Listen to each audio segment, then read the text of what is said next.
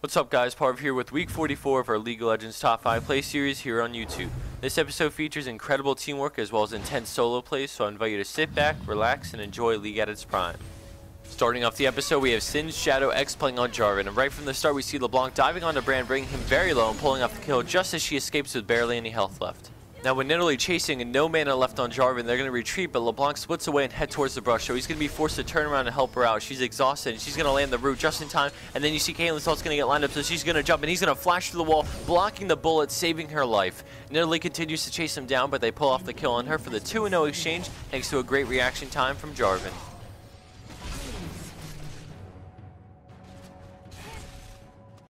Scoring in at 4th place, we have No Fear of You playing Gangplank in a high-low game. At the start of this clip, Irelia overextends too far, so he's going to switch on her and eat some more just to get out of that stun. He then continues to chase her down. She turns around with her ultimate to fight it out, but thanks to Ignite, he's going to bring her really low as Trundle comes out with an exhaust.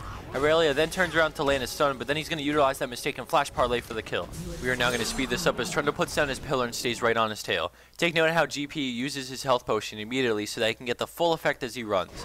Now as he gets to the tower, Trundle flashes for the kill, bringing him to 24 health as he continues to run, but kites Trundle using the tower as a barrier in between them and gets a beautiful 2-0 exchange.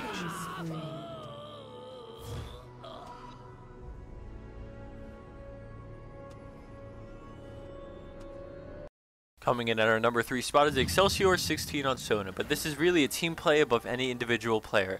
So what's happening in this clip is that they had several wards placed throughout the enemy jungle, and the other team decided to group up, get oracles, and clear wards. So you may be thinking, well, that sounds like a standard thing to do. Well, Sona's team sees them clearing and decides to group up as well and set up a trap. Renekton places another ward up there to gain some vision back because he knows they might be around blue buff, and now with the path set up to them, they wait. Leona leads the pack straight into a trap as they get on the ward, and Crescendo goes out followed by an explosion of AoE damage that melts the enemy team down in a second. Using wards as bait and global taunt over Teemo, nice. Double kill. Landing in its 2nd place is Josh Trampost on LeBlanc in a clip that showcases the power spell Vamp. Right from the start we see Josh land the bind on Wukong, but then Vayne comes from the other side and he's going to take some heavy damage to jump through the wall and heal up a bit from the creeps. We now fast forward it for just a moment as they enter the river and Vayne pops final hour and hits LeBlanc like a truck. She makes it into the brush and with barely any health she quickly bursts Vayne down and survives the last shot thanks to spell Vamp. She then heads upwards towards the purple side as the enemy Wukong sticks on Mumu, but after some contemplating, Sona decides to follow upwards as well. We come back to LeBlanc now, who thinks she's in the clear as she decides to try and recall in the brush, but is mistaken as Sona shows up, but Josh manages to burst her down instantly, surviving again thanks to spell Vamp. But it's not over yet, folks. Right after Malphite is walking by, she pops out to burst him and manages to drop a mid-ult, saving herself for the 3rd time from death.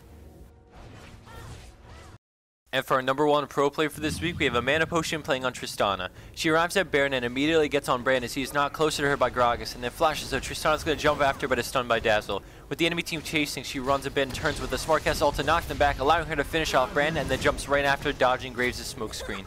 She gets on Taric and then Sona, but when she starts to chase, they all get on her and she falls extremely low but gets the kill on Graves and then jumps to Sona, getting the triple followed by the quadra kill, and then using her W to dodge Maokai Sapling and chase him down for the pentakill and ace. GG. And for the bonus clip of the week, we have Dud915 stud on Morgana, and man has it been a while since the last. This clip is a time-lapse of a 35-minute long game, and of course that means we have to fast forward so that you wouldn't have to sit there and watch the entire game. With this being said, if you see any skips or characters going through walls, it's not a glitch, but rather League of Legends Recorder when you fast forward a clip.